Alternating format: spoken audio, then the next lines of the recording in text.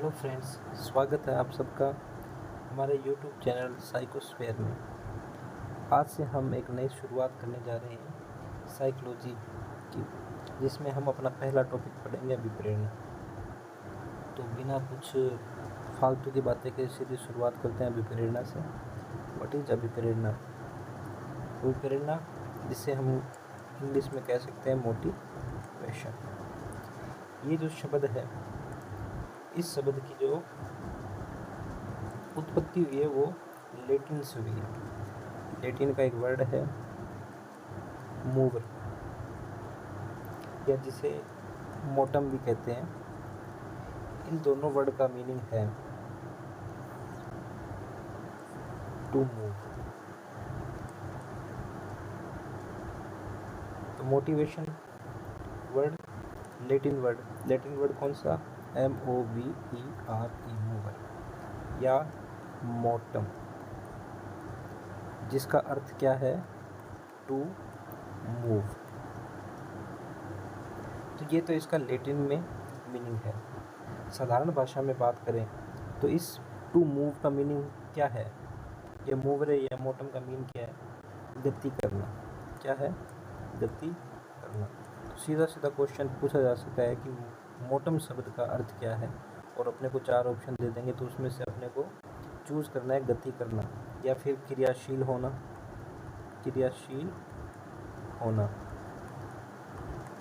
या फिर उत्तेजित होना। ये इन शब्दों का अर्थ है। तो क्वेश्चन हमसे पूछा जा सकता है सीधा सीधा कि अभिप्रेरणा को लेकर कि जैसे मूवर दे देगा या फिर मोटम दे देगा, या तो अपने को मूवर दे देगा ये वाला वर्ड, या फिर मोटम दे देगा ये वाला वर्ड। इन दोनों का अर्थ क्या है? तो अपने को अर्थ बताना है, या तो गति करना, या क्रियाशील होना, या फिर उत्तेजित होना। ये तो इसका लैटिन वर्ड का जो अर्थ है वो मैंने आपको बताया है। तो लैटिन वर्ड का मीनिंग हमको पता लग गया कि ये लैटिन वर्ड का मीनिंग होता है। आगे हम चलते हैं अभिप्रेरणा के लिए। अभिप्रेरणा जो टॉपिक है उसे हम एक प्रॉपर तरीके से पढ़ेंगे कि भाई इसको कैसे पढ़ना है, इसके अंदर क्या क्या पॉइंट्स है। जैसे मैंने एक तरीका बनाया है कि भाई इसमें हम पहले पढ़ेंगे 1 नंबर पे इसका जो अर्थ है वो क्या है, इस अर्थ के अंदर क्या क्या आ जाएगी। जैसे इसकी परिभाषाएं आ जाएगी जो अलग अलग जो मनोवैज्ञानिक है उन्होंने दी है। इन परिभाषाओं के माध्यम से हम इस मोटिवेशन शब्द का अर्थ समझेंगे। वैसे हम सभी को पता है कि मोटिवेशन होता क्या है, इसको बार बार समझाने की जरूरत नहीं है, लेकिन अपने को पेपर के अकॉर्डिंग पढ़ना है तो हम पेपर के अकॉर्डिंग समझ रहे हैं। इसको हम किस तरीके से पढ़ेंगे? पहले तो हम इसके अर्थ को जानेंगे। इसके अर्थ को कैसे जानेंगे? जो मनोवैज्ञानिकों ने परिभाषाएं दी है उन परिभाषाओं के माध्यम से हम इसके अर्थ को जानेंगे। फिर सेकंड पॉइंट पे हम क्या पढ़ेंगे? सेकंड पॉइंट पे पढ़ेंगे हम इसकी जो विशेषताएं हैं कि भाई मोटिवेशन जो है उसकी विशेषताएं क्या क्या है। फिर थर्ड नंबर पे हम पढ़ेंगे इसके प्रकार क्या क्या है, अभिप्रेरणा के प्रकार क्या क्या है। फिर 4 नंबर पॉइंट पे पढ़ेंगे हम ये अभिप्रेरणा एक चक्कर होता है कि अभिप्रेरणा आखिर है क्यों और ये किस तरीके से चलती है, इसका एक चक्कर होता है, या फिर इसके कौन कौन से घटक होते हैं उसके बारे में हम पढ़ेंगे।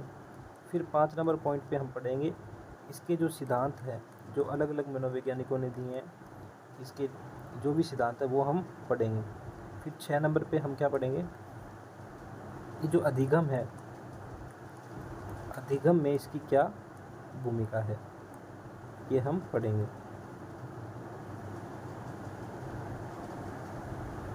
तो जैसा कि हम इस टॉपिक को एज ए टिपिकल तरीके से पढ़ेंगे कि इसको जो छोटे छोटे भागों में बांटेंगे। जैसे हम लोगों ने इसको छोटे छोटे भागों में बांटा है। कैसे बांटा है हम लोगों ने देख लिया। कैसे देखा कि सबसे पहले तो हम जानेंगे इसके अर्थ को, फिर हम इसकी विशेषताओं को पढ़ेंगे, फिर अभिप्रेरणा के जो प्रकार हैं उनको पढ़ेंगे, फिर जो अपना अभिप्रेरणा चक्कर है उसको पढ़ेंगे, फिर जो इसके सिद्धांत है उसको पढ़ेंगे, और फिर अधिगम में इसकी क्या भूमिका है उसको हम पढ़ेंगे। तो शुरुआत करते हैं इसके पहले पॉइंट से, इसकी अर्थ और परिभाषाएं से। तो अभिप्रेरणा, इसका सिंपल सा मीनिंग क्या है कि ये एक प्रकार का फोर्स है। क्या, एक प्रकार का फोर्स, जिसे हम कह सकते हैं एक प्रकार का बल है। कैसा बल है?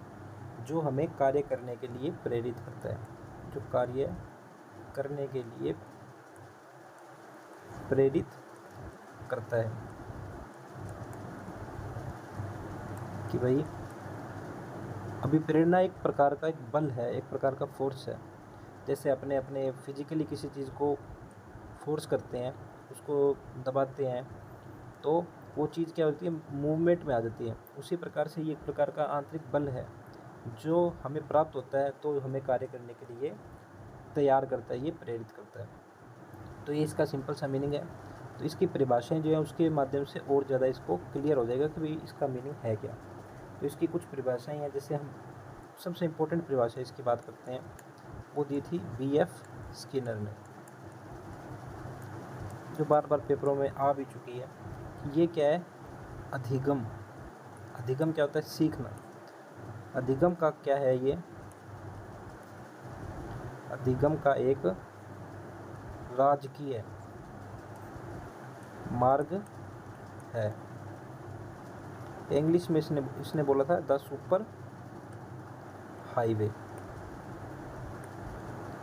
जैसे हाईवे क्या होता है? एक इजीली एक ऐसा मतलब ऐसी सड़क हो जाती है हाईवे, जो आसानी से अपने को क्या हो जाती है, मंजिल को प्राप्त करने में सहायता देती है। तो इसको उसने हाईवे बोला है। हाईवे के अंदर किसी प्रकार का कोई ट्रैफिक नहीं आता है, किसी प्रकार की कोई मतलब कोई ट्रैफिक लाइसेंस रूल्स नहीं होते, सिग्नल्स नहीं होते हैं, आराम से गाड़ी एकदम प्रॉपर वे से चलती है। उसी प्रकार से इसने बोला कि जो मोटिवेशन है वो एक प्रकार का हाईवे है, यानी जो अपने को जो भी प्राप्त करना है उसको प्राप्त करने का एक बहुत ही बढ़िया साधन है ये। B.F. स्किनर ने ये बात कही है। तो B.F. स्किनर की परिभाषा क्या है कि the super highway is motivation. Motivation क्या है? एक प्रकार का हाईवे है। जिस प्रकार के हाईवे पर गाड़ी नहीं रुकती है और सीधा जाके वहीं रुकती है जहाँ पर उसको जाना होता है, उसी प्रकार से अगर हम मोटिवेट हो जाते हैं तो हम भी वहीं जाके रुकेंगे जिस चीज़ को अपने को प्राप्त करना है। तो इसका अर्थ प्राप्त हो गया, और इस अर्थ की जो परिभाषा है वो B.F. स्किनर की पहली परिभाषा है, the super highway is the motivation. तो पेपर में अगर आ गया कि द सुपर हाईवे किसने बोला, तो B.F. स्किनर ने बोला। इसकी दूसरी परिभाषा हम देखते हैं, कार्टर वी गुड की परिभाषा। गुड की परिभाषा क्या है? इस परिभाषा को हम याद रखेंगे एक शॉर्टकट फॉर्म से, ASR, असर। असर हो गया हम पे, कैसा असर हो गया? गुड असर हो गया। तो CV गुड ने इसका अर्थ क्लियर करने के लिए क्या परिभाषा दी? अपनी भाषा में अपने असर बोल दिया इसको, लेकिन हम समझेंगे कि असर है क्या। फर्स्ट इसने A से बोला अराउजिंग, सेकंड उसने बोला सस्टेनिंग, थर्ड इसने बोला रेगुलेटिंग। R से क्या हो जाएगा? रेगुलेटिंग।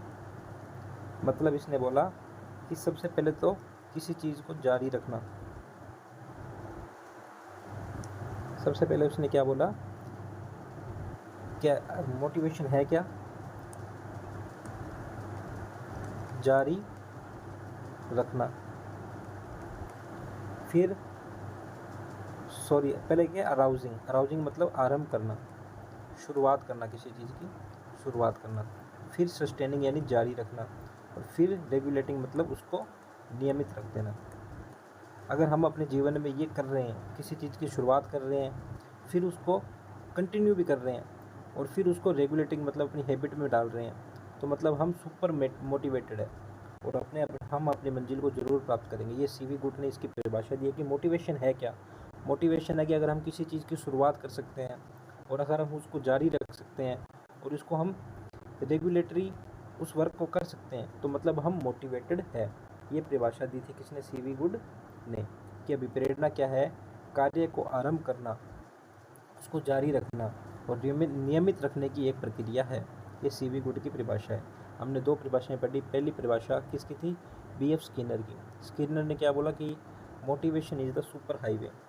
ठीक है, हमने समझा कि जिस प्रकार के हाईवे पर कोई गाड़ी नहीं रुकती है और सीधा जाके डायरेक्ट वहीं रुकती है जहाँ पर उसकी मंजिल होती है। नॉर्मल सड़क नहीं बताया उसने, सड़क पे तो ट्रैफिक वगैरह मिल जाते हैं। उसने कहा द सुपर हाईवे, ऐसा हाईवे जहाँ पर बस गाड़ी ऐसे चलती रहेगी।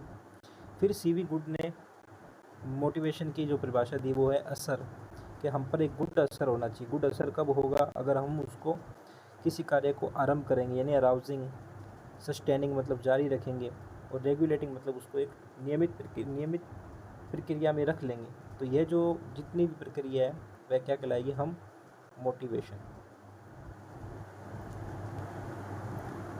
थर्ड नंबर पे जो परिभाषा है वो है क्रैचफील्ड की। क्रैचफील्ड ने मोटिवेशन के बारे में क्या परिभाषा दी है कि जीवन में कोई चीज़ क्यों है और जीवन में कोई चीज़ क्या है। अगर इस चीज़ का हम जवाब पा लेते हैं तो वो क्या है? मोटिवेशन है। कि कोई चीज़ क्यों है, कि भाई हमें क्यों कामयाब होना है और कामयाबी क्या है। अगर इस चीज़ का जवाब हम अंदरूनी रूप से समझ गए तो वही मोटिवेशन ही कहलाएगा। तो क्रैचफील्ड ने इसकी परिभाषा दी है कि कोई चीज़ क्यों है, क्या है, उस चीज़ का जवाब जो है वही मोटिवेशन है। तो हमने 3 परिभाषा पढ़ ली। तीसरी परिभाषा है क्रैचफील्ड की। इस परिभाषा को याद रख लेंगे भाई। क्रैच को हम बोलते हैं कैच, और फील्ड मतलब स्टेडियम की जो फील्ड होती है जहाँ पे लोग खेलते हैं। उस फील्ड में अगर मान लो किसी से कैच छूट गया तो कोई खिलाड़ी है वो उसको बोलेगा क्या है, क्यों कैच छूटा तेरा, क्या है, क्यों कैच छूट गई तूने। तो ये हमें ऐसे रिलेट कर लेंगे ताकि हमें परिभाषा थोड़ी सी याद हो जाए। ठीक है, तो ये हमारी तीसरी परिभाषा होगी। चौथी परिभाषा हम पढ़ रहे हैं वुडवर्थ की। वुडवर्थ ने क्या परिभाषा दी है? वुडवर्थ ने कहा है कि निश्चित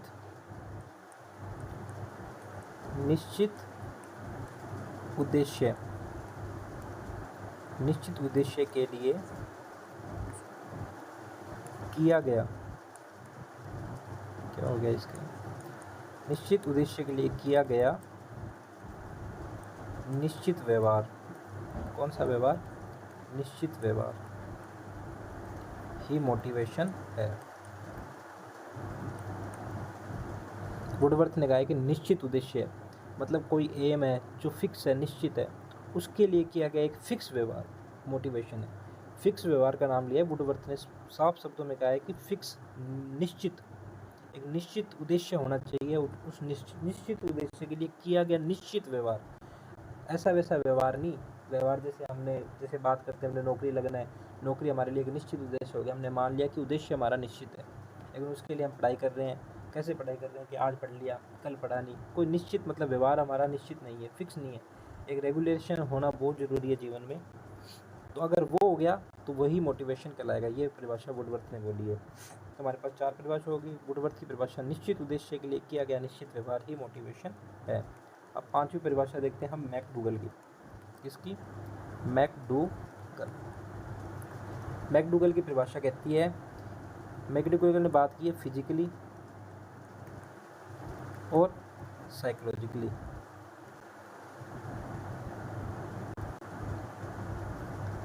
मैकडूगल की बात करते हैं फिजिकली और साइकोलॉजिकली कि शारीरिक और मनोवैज्ञानिकली ऐसी कंडीशन जो क्या हो, शारीरिक भी हो और प्लस में कौन सी हो, मनोवैज्ञानिक हो, यानी सेंटिमेंट्स हो हमारे। ऐसी कंडीशन जो मनुष्य को क्या करती है, प्रेरित, वो क्या है, मोटिवेशन है। यानी इन दशाओं को, शारीरिक और मनोवैज्ञानिक दशाओं को ही क्या बोला है मैकडूगल ने, मोटिवेशन। यानी कुछ हमारी फिजिकल नीड होती है जैसे भूख प्यास, कुछ मनोवैज्ञानिक नीड होती है प्रशंसा पुरस्कार ये वगैरह। तो उन दशाओं को मैकडूगल ने साफ शब्दों में कहा है कि यही मोटिवेशन है। कि अगर जीवन में ये है, जैसे आपको भूख है प्यास है शारीरिक दशाओं में, ठीक है, तो वो क्या है, मोटिवेशन है। ऑटोमेटिक सिंपल सी भाषा में उसने कह दिया कि फिजिकली और साइकोलॉजिकली जो चीज़ें हैं, जो दशाएं हैं जिससे इंसान प्रेरित होता है, वही मोटिवेशन है। इस वजह से तो मैकडूगल ने एक अपना जो सिद्धांत दिया था, मैकडूगल का जो 14 मूल प्रवृत्तियाँ बताई थी उसने, 14 मूल प्रवृत्ति जिसमें फिजिकली भी थी और मनोवैज्ञानिक वाली भी थी। इसलिए इसको क्या बोला जाता है, जो प्रेरक संप्रदाय हैं, यानी हॉर्मिक स्कूल। इम्पोर्टेंट क्वेश्चन बन सकता है यहाँ से। हॉर्मिक स्कूल का उसको जनक भी कहा जाता है। हॉर्मिक स्कूल का मतलब प्रेरक, हॉर्मिक स्कूल का अर्थ है प्रेरक संप्रदाय। प्रेरक संप्रदाय। मैकडूगल की परिभाषा क्या है कि फिजिकली और साइकोलॉजिकली जो नीड है, जो दशाएं हैं, वही मोटिवेशन है। और मैकडूगल का एक 14 मूल प्रवृत्ति का भी सिद्धांत है, इसलिए इसको हॉर्मिक स्कूल का यानी प्रेरक संप्रदाय का जनक भी कहा जाता है। अगली परिभाषा हमारी है गिलफोर्ड की। गिलफोर्ड ने क्या परिभाषा दी? गिलफोर्ड देखो, जी फॉर गिलफोर्ड और जी फॉर हमने गुड पढ़ा था। गुड ने क्या कहा था? गुड असर होना चाहिए, ये बात की थी ना। गुड ने कहा था गुड असर होना चाहिए। गुड असर मतलब अराउजिंग, सस्टेनिंग, रेगुलेटिंग, यानी किसी कार्य को आरंभ करना, उसको फिर सस्टेन मतलब जारी रखना, फिर उसको नियमित कर देना, क्या कहलाता है? मोटिवेशन। यानी अगर हम ऐसा कर रहे हैं तो हम मोटिवेटेड है। तो जी फॉर गिल याद रखेंगे, Guilford, G for good. Good की परिभाषा थी असर, और गिलफोर्ड ने क्या बोल दिया उसका? गिलफोर्ड है जो जी फॉर गिलफोर्ड है, उसने बोल दिया सिर्फ AS, आर नहीं बोला उसने कहा किसी चीज़ को जारी रखना और किसी चीज़ को आरंभ करना और जारी रखना, ये क्या कहलाता है? मोटिवेशन। अभिप्रेरणा, उसने कहा कि अभिप्रेरणा एक आंतरिक दशा है। अभिप्रेरणा एक आंतरिक दशा है जो किसी कार्य को उत्पन्न करने और उसको बनाए रखने में सहायक है।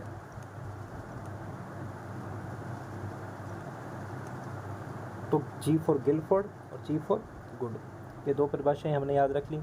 इसके अलावा हमने और क्या क्या पढ़ी है? शुरू से वापस बात करते हैं, कौन कौन सी परिभाषाएं हमने पढ़ी है। वापस से देखते हैं कि पहले हमने पढ़ा कि विप्रेरणा एक प्रकार का बल है जो हमें कार्य करने के लिए प्रेरित करता है। फिर हमने पढ़ा कि BF स्किनर की परिभाषा क्या है। स्किनर ने कहा कि अधिगम का एक राजकीय मार्ग, एक सर्वोत्तम मार्ग है। कौन है? मोटिवेशन। इसने इसको बोला कि द सुपर हाईवे। फिर हमने परिभाषा पढ़ी CV गुड की, यानी हमारे ऊपर कैसा असर होना चाहिए? गुड असर होना चाहिए। गुड की परिभाषा क्या है? असर। और हमने एक G for good, G for Guilford पढ़ा। गिलफोर्ड की परिभाषा सिर्फ क्या है? AS। उसने असर नहीं बोला, सिर्फ AS बोला कि अभिप्रेरणा एक आंतरिक दशा है जो किसी चीज़ को आरंभ करने और उसको बनाए रखने में सहायक है। और CV गुड ने तीसरा भी कहा कि उसको नियमित भी करना है। फिर हमने पढ़ा क्रैचफील्ड की परिभाषा। क्रैचफील्ड क्या कहता है कि कोई चीज़ क्या है, क्यों है, उस चीज़ का जवाब क्या कहलाता है? मोटिवेशन है। कि जीवन में कोई चीज़ क्या है, हमें क्यों नौकरी लगना है, और नौकरी है क्या, वो सफलता है क्या, उस चीज़ का जवाब हमें मिल गया तो वो मोटिवेशन कहलाएगा, ये क्रैचफील्ड ने कहा। फिर वुडवर्थ की परिभाषा पढ़ी कि निश्चित उद्देश्य के लिए किया गया निश्चित व्यवहार। तो वुडवर्थ के लिए हमेशा याद रखना, वुडवर्थ की परिभाषा को याद रखने का तरीका है, वुडवर्थ ने निश्चित वर्ड को फोकस किया, यानी फिक्स होना चाहिए। उद्देश्य तो हमारा हमेशा ही फिक्स होता है, लेकिन उस उद्देश्य के लिए फिक्स व्यवहार करना भी जरूरी है। अगर हम ऐसा कर रहे हैं तो हम मोटिवेटेड है। फिर हमने पढ़ा मैकडूगल की परिभाषा। मैकडूगल ने बात की है फिजिकली और साइकोलॉजिकली, शारीरिक और मनोवैज्ञानिक दशाएं जो इंसान को किसी भी कार्य को करने के लिए प्रेरित करती है, तो वो सभी क्या कहलाता है? मोटिवेशन यानी अभिप्रेरणा कहलाती है। इस तरह मैकडूगल ने एक 14 मूल प्रवृत्तियों का सिद्धांत भी दिया जो आगे हम पढ़ेंगे। इन प्रवृत्तियों के कारण इसे प्रेरक संप्रदाय का जनक यानी हॉर्मिक स्कूल का जनक कहा जाता है। और हमने गिलफोर्ड की परिभाषा भी पढ़ ली कि गिलफोर्ड ने कहा कि अभिप्रेरणा एक आंतरिक दशा है जो किसी कार्य को उत्पन्न करने और बनाए रखने में सहायक है। नेक्स्ट हमारी परिभाषा है रिले की, रिले और लेविस की, जिसने क्या कहा है कि अभिप्रेरणा एक आंतरिक बल है, न कि कोई ऐसी चीज़ जिसे शिक्षक अपनी ओर से बालक में उत्पन्न कर दे। यानी रिले और लेविस ने क्या बोला है? आंतरिक बल।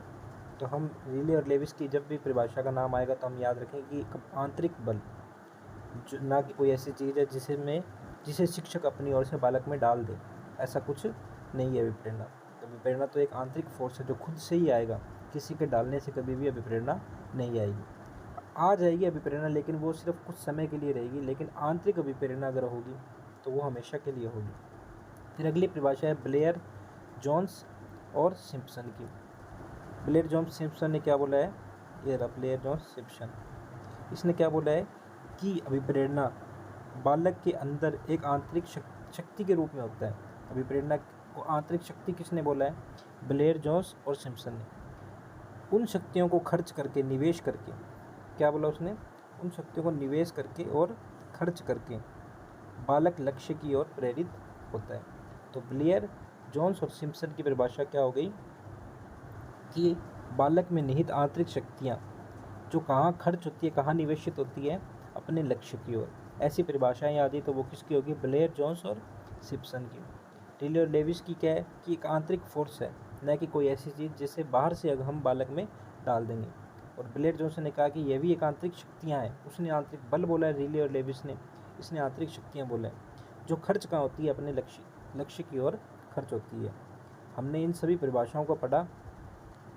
इन परिभाषाओं के माध्यम से हमने मोटिवेशन को समझने की कोशिश की। तो यहाँ हमारा इसका जो पहला पॉइंट था वो ख़त्म हो गया। वापस से एक बार जान लेते हैं। सबसे पहले हमने अभिप्रेरणा को देखा। अभिप्रेरणा कौन से लैटिन वर्ड से बना है? मूवर और मोटम से। MOTUM, मोटम और मूवर से। जिस लैटिन वर्ड का हिंदी में अर्थ क्या है?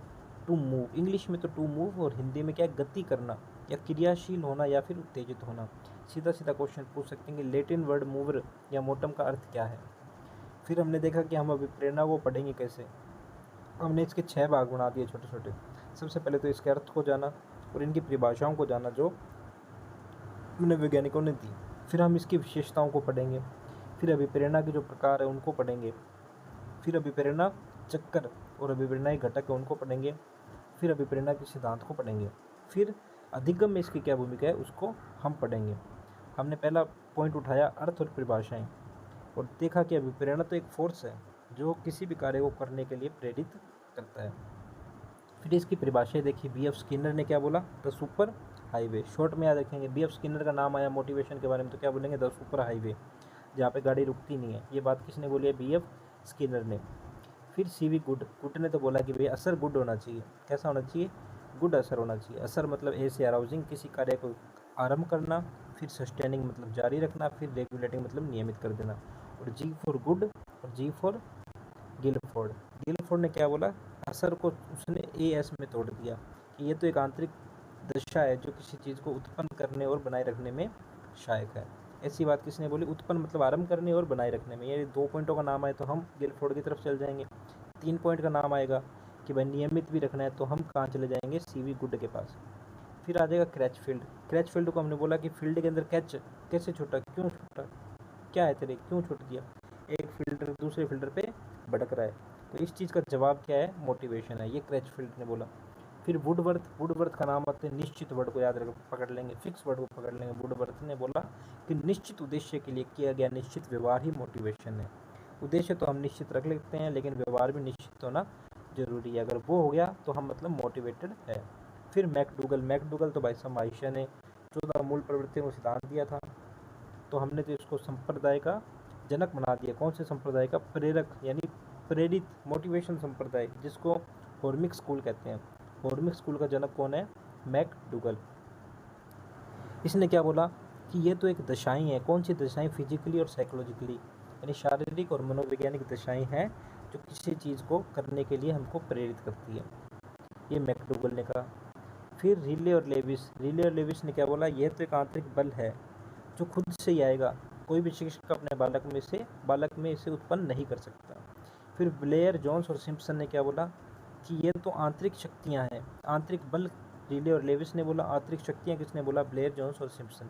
इन शक्तियों को कोई भी बालक खर्च करके यानी निवेशित करके अपने लक्ष्य की ओर प्रेरित हो सकता है। आज हमने इतना जाना। कल हम पॉइंट पढ़ेंगे कि इसकी विशेषताएं क्या है,